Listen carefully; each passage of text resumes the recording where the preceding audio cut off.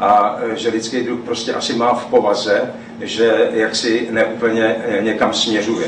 Směřují jenom individuality a my, aby jsme mohli fungovat jako společnost vyspělá, tak skutečně ta demokracie je platforma, která, teď zdá se, je pro lidi, kteří dohlédnou jaksi dál, kteří jsou jaksi schopni chápat skutečně souvislosti a kontext. Pro ty ostatní, jak jsem zmiňoval, ta jednoduchá řešení, tak se nabízí něco, co tu demokracii ohrožuje. Pravda je složitá, a lež je jednoduchá a proto je atraktivní.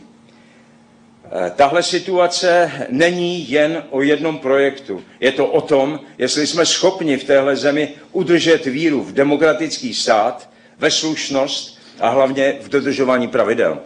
Ten svět prostě žijeme v době, jako kdy tady jsou lidi, pro který čest a svoboda je víc než strach a pak jsou tady lidi, pro který jaksi peníze, pro který úspěch neúplně čestně získaný je víc než třeba ratio, než zdravý rozum. A my tady žijeme společně, tyhle dvě skupiny, a musíme se nějak naučit fungovat.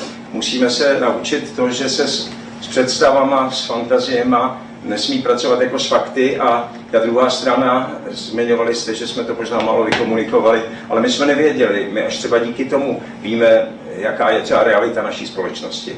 Třeba to, řekl bych, třeba inženýrství sociálního prospěje této zemi, že tahle skutečnost nás přiměje klasit otázky, hledat odpovědi a třeba k sobě najdeme cestu.